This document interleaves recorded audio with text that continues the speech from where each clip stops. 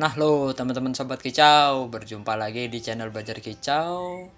Buat teman-teman yang baru bergabung, jangan lupa untuk klik tombol subscribe-nya dan tekan loncengnya agar teman-teman sobat kicau tidak ketinggalan cerita menarik lainnya dari Belajar Kicau. BK ada cerita apa hari ini? Yuk kita gas.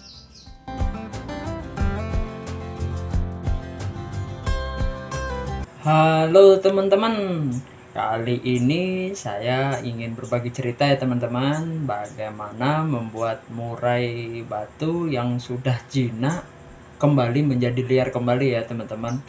Gimana ceritanya? Yuk langsung aja kita gas. Pertama saya mau jelaskan dulu kepada teman-teman ya, kenapa murai batu bisa jinak. Ya tentunya banyak alasan ya teman-teman. Ini saya ambil yang poin pentingnya aja. Satu, memelihara dari trotolan, yaitu dari kondisi dia batu suap atau sudah pur atau umur 2-3 bulan ya teman-teman. Dan yang kedua itu kebanyakan burung yang kita pelihara itu kan hasil ternak ya teman-teman. Ya sudah biasa melihat manusia, ya jadinya tidak kaget, dia tidak ada adaptasi di alam liar itu seperti apa ya teman-teman. Terus pertanyaannya, emang indikasinya apa? Nah, indikasinya itu ya yang sering saya alami ya teman-teman. Ketika buka kerodong, kita mau buka kerodong pagi-pagi atau subuh mau kita embunkan, burung itu langsung ke bawah mendekati kerodong, ngelantai kayak gitu ya teman-teman. Di posisi ketika kita mau buka itu langsung nempel, dia langsung menghampiri. Dan yang kedua, ketika kita mau masukkan tangan atau mau ganti air minum atau mau ngambil cepuknya untuk EF-nya itu teman-teman, atau melihat pur, itu burung matuk tangan ya teman-teman.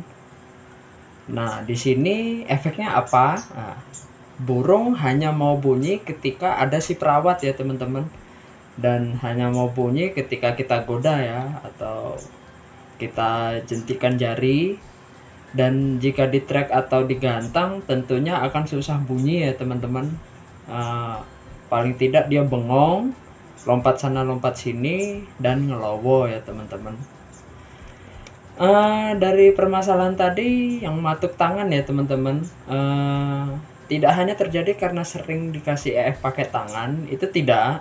Contohnya burung saya ini ya teman-teman ya, saya tidak pernah satu kali pun kasih pakai tangan ya teman-teman. Tapi burung tetap juga matuk tangan ya teman-teman. Seperti yang saya bilang tadi ya, ketika kita buka kerodong, karena tahu kita akan merawat dia, jadi dia kayak manja ya teman-teman ya, seperti manja itu ya teman-teman, mau mendekati kita. Karena dia burung beranggapan, ini menurut penalaran saya saja teman-teman, karena ketika kerodong itu dibuka, burung itu kayak nganggap, wah ini waktunya makan ini. Jadi dia mau ngampiri kita ya teman-teman, seperti kayak kita melihara kucing, anjing, atau apapun itu ya teman-teman. Dan seperti yang di awal tadi juga saya bilang, karena kita memelihara dari trotolan ya teman-teman, dari kecil ya teman-teman. Nah, gimana cara menanggulanginya? Ini cara saya praktekkan ya teman-teman. Karena terlalu banyak di sana itu yang bicara tentang takaran ini itu. Kalau ini saya pakai praktek pengalaman pribadi saya aja ya, cara saya ya teman-teman. Ini saya 0 EF kan dulu.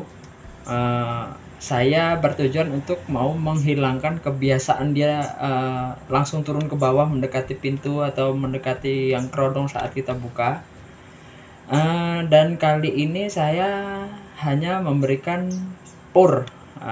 Pur dicampur juga dengan pur lele ya teman-teman. Pur lele ini kan aromanya sedikit lebih tajam, jadi untuk menarik perhatian si burung juga agar fokus dimakan pur aja dulu ya teman-teman. Dan saya juga hanya ganti air minum, bisa teman-teman lihat. Cara ini saya lakukan untuk beberapa hari ke depan ya teman-teman. Lanjut hari kedua ini teman-teman ya, sama seperti hari pertama, yaitu saya turunkan sangkar, lihat kondisi burung, lihat kondisi kotorannya seperti apa, dan lihat stok purnya, lalu ganti air minum.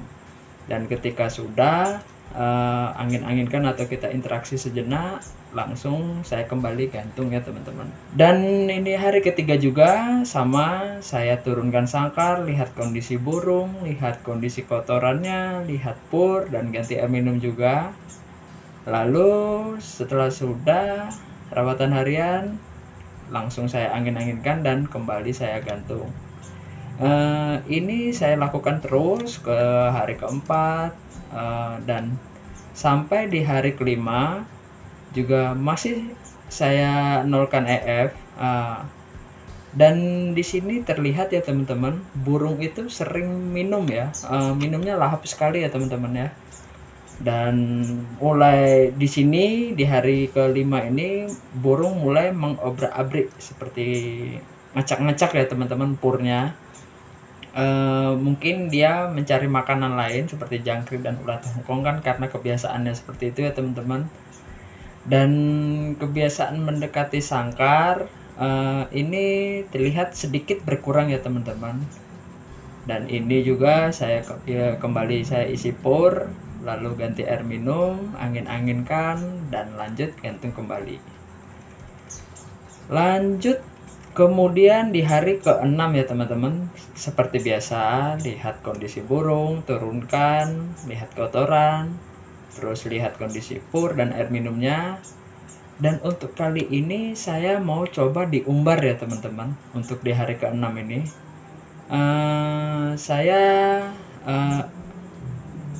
ini saya coba memberi jangkrik di umbaran ya teman-teman, tapi 2 ekor dulu. Saya beri di umbaran ini untuk memancing burung untuk pindah ya teman-teman, pindah dari sangkar hariannya ke umbaran, hanya untuk pancingan aja ke umbaran. Kenapa 2? Itu kan karena tadi 0 EF ya teman-teman. Jadi, dan ini juga mau saya umbar, jadi jangan sampai, takutnya kalau banyak itu tuh takut kekenyangan ya teman-teman burung ya teman-teman. Takutnya jadi drop atau seperti kita lah manusia, makan kekenyangan tiba-tiba 15 menit kemudian kita disuruh lari langsung kerja rodi itu tuh kan, langsung kaget ya teman-teman ya badan kita ya teman-teman. Jadi saya buat jangan kenyang dulu, karena setelah ini kan berolahraga umbaran burungnya teman-teman. Setelah beberapa menit saya menunggu ya teman-teman, akhirnya burung mau masuk juga sangkar umbaran. Karena ini juga baru pertama kali, mungkin burung masih perlu adaptasi ya teman-teman. Tentunya susah untuk masuk ke kandang umbaran. Lalu biarkan dia makan dulu, dan setelah selesai makan EF, diangin-anginkan dulu seperti biasa. Dan saatnya ini saya mau ngumbar burung. Di video kali ini terlihat burung masih belum mulus terbangnya teman-teman, belum, kayak masih panik kayak kaget itu teman-teman. Dan burung juga langsung mangap-mangap karena belum pernah terbang sebebas itu ya mungkin, atau belum pernah di kondisi seperti ini juga ya teman-teman, karena belum terbiasa seperti video saya sebelumnya. Dan umbaran kali ini saya buat jungkat-jungkit dan ada bolanya itu tuh agar tidak perlu kita ngusir sana sini ya teman-teman. Biarkan aja seperti kayak treadmill, tapi treadmill untuk burung ya teman-teman. Biarkan saja. Meskipun agak susah, cuman ya ada bantuan saya juga di sini. Ya biarkan dulu burung 5 atau 10 menit atau bebas teman-teman, lihat kondisi burungnya. Kalau sudah terlalu mangap lebar ya stopkan aja dulu umbarannya, karena ini juga baru pertama kali ya teman-teman. Dan saya kira juga cukup pengumbaran, kembali saya turunkan dan angin-anginkan dulu burungnya teman-teman ya, biar istirahat sejenak seperti itu. Sama kayak kita habis main bola atau main futsal atau berolahraga, itu kan pasti kita butuh pendinginan ya teman-teman, istirahat sejenak. eh, nurunkan keringat, keluarkan keringat, angin-anginkan keringat. Dan setelah selesai angin-anginkan juga, ini saya mau kembalikan ke sangkar hariannya ya teman-teman. Dan setelah kembali ke sangkar harian dan angin-anginkan lagi, lanjut saya gantung lagi ya teman-teman. Terlihat burung sedikit anteng ya teman-teman, tenang dan diam. Mungkin karena sudah berolahraga ya teman-teman, banyak energi yang terbuang tentunya. Jadi jadi burung lebih memilih diam ya teman-teman. Di sini nanti sorenya tetap saya kasih dengan jangkrik EF, cuman sama seperti tadi tidak banyak. Dan kemudian kita lanjut ke hari ke-7 ya teman-teman. Ini kembali saya pantau kondisinya dan burung kembali jatuhkan cepu EF-nya ya teman-teman. Karena dia mencari EF, mungkin kurang ya teman-teman. Saya juga kurang paham. Dan saya turunkan dan saya mau coba umbar lagi ya teman-teman. Nah, di umbaran saya coba ini saya kasih EF. Kali ini berbeda dengan yang kemarin, saya tambah 1 ekor lagi. Jadi 3 ekor jangkrik. Ya, bukan masalah takarannya ya teman-teman, yang jelas kenapa bertahap ya burung biar beradaptasi ya teman-teman, dari 0 tidak langsung kenyang kayak gitu ya teman-teman. Jadi di hari ke-7 ini burung langsung panik ya teman-teman. Saya lihat burung langsung panik ketika saya mau mendekati dia, mau merawat itu ya teman-teman. Sepertinya burung tahu ya teman-teman, karena kemarin dia lihat umbaran ini. Dan setelah beberapa menit juga saya kira burung tidak akan mau masuk sangkar. Ya kali ini saya pindahkan aja ke sangkar kotak ya teman-teman. Saya upayakan sedemikian rupa burung tidak mau kembali ke sangkar umbaran ya teman-teman. Ya sudah, jangan kita terlalu paksakan. Di sini burung juga gelabakan ya teman-teman, ketika saya mau masukkan air minum, mau masukkan pur. Mungkin dari sini saya lihat burung sudah mulai panik. Nah, di sini jinaknya itu tuh lebih berkurang ya teman-teman. Jadi sifat percayanya ke perawat itu sedikit berkurang ya teman-teman. Karena setiap ada saya dekat burung selalu lompat ya teman-teman. Apalagi sangkarnya kita pegang ya teman-teman, mau kita pindah itu dia suka lompat-lompat sana sini. Dan di sini kesimpulan dari video kali ini, jika murai teman-teman terlalu jinak atau matuk-matuk tangan ya teman-teman, kalau dari cara saya ini yaitu 0 EF dan diumbar saja. Dan jika tidak ada umbar, itu mungkin boleh teman-teman coba ya teman-teman. Ini saja saya umbaran ini saya upayakan supaya ada ya teman-teman. Itu aja dengan barang-barang yang sedikit bersisa di rumah ya, saya coba buat umbaran. Tidak perlu panjang-panjang teman-teman. Panjang-panjang juga kalau susah masuknya sama aja ya teman-teman ya. Ya tergantung keperluan teman-teman dan kapasitas teman-teman saja. Seperti itu ya teman-teman.